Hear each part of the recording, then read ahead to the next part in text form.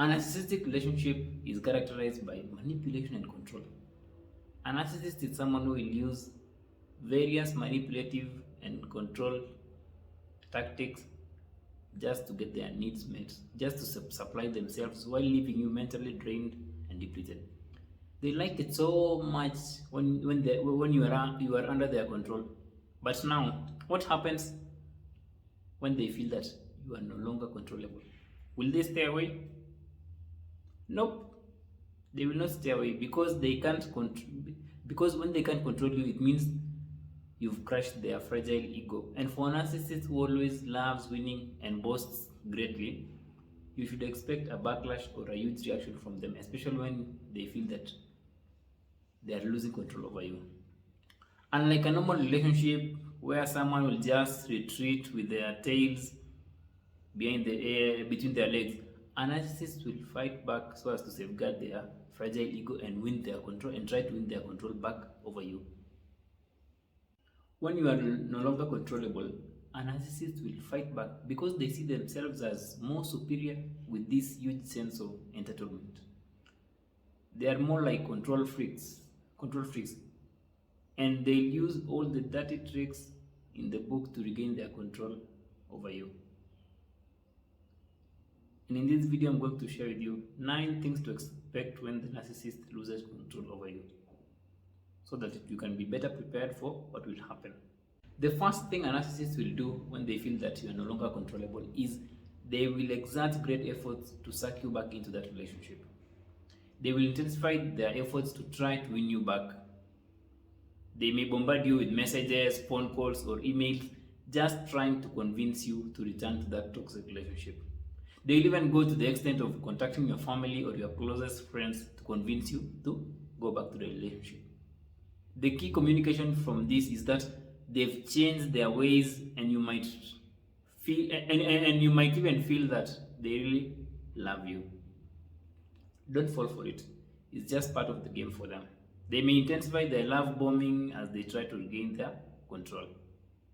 Another thing which will happen when the narcissist feels that you are no longer controllable is they will burst into this uncontrollable anger and aggression, something you've never seen before. They'll be extremely furious and turn into something that you've never thought of. They may do this through excessive intimidation, yelling, throwing things, punching walls, or even violence. This is because they just can't take the fact that you are no longer controllable. They do this so that they can intimidate you and regain back their control. So that's why it's always best to prioritize your safety in these instances. When they feel they've lost control over you, they will also smear your name more. It's more like if they can't control you, they'll control your environment and your surrounding. A narcissist will intensify the lies they've been peddling about you to your loved ones so that you appear as the abusive one and them as the victim in this situation. They'll continue spreading their gossip and smear your name through social media on what you've done to them, so that the world really sees them as the victim and you as the bad one in this situation. You might find yourself reacting and trying so hard to clear your name or calling them to ask them why they are doing this, but that's all part of the trap. When you find yourself in these situations, just live your version of reality and keep away from their control. A narcissist will do anything to protect their reputation and ruin yours. And this will intensify when they feel that they no longer control you. Another thing a narcissist will do when they feel that they can no longer control you is extreme parental alienation. If you have children with a narcissist, you might find that the children may start distancing themselves from you. This is because the narcissist is now trying so hard to win them back or to win the affection of the children, while convincing them that you are the bad parent and them they are the awesome parent. They will go to great extents of even buying the kids huge gifts and taking them to expensive retreats, which probably you can't afford, so that the kids will really see them as this awesome parent. And while they're doing this, they'll also be constantly feeding the kids with lies of who you are. Another thing a narcissist will do which is a very common tactic when they feel that you are no longer controllable, is they will make the co-parenting like hard for you. They might do something like freeze the funds so that you find yourself in situations where you have to call them and remind them to pay some bills, to pay child support, or to pay school fees. They just want to put you in this point where like you have to depend on them and you can never be independent. That's why it's always better to involve child support services when it comes to these instances. Also, when a narcissist feels that you're no longer controllable, they will go to extreme heights of trying to sabotage your life or trying to ruin everything in your life. They may do this by trying to get you fired, calling your workplace, ruining your credit score, or just making life hard for you. One thing I've heard from most survivors of abuse is that a narcissist will go to the great extent of hiding their documents like passports or school certificates, so that the victim will be helpless and has no way of starting over in their new life. This mostly happens to immigrants as they will have nowhere to go in that foreign country, and they will find it really hard navigating a foreign country without their documents. So the narcissist will still be in control. That's why if you are in a toxic relationship, always keep your documents with you. Another thing a narcissist will do when they feel that you are no longer controllable is they'll send a fake apology just to convince you to go back to them. They might even cry a little just to show you how remorseful they are on what they've done.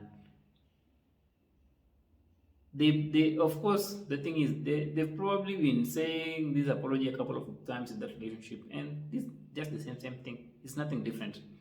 True change is change behavior and not apology. So do not fall for it. The other thing the narcissist may do is public humiliation.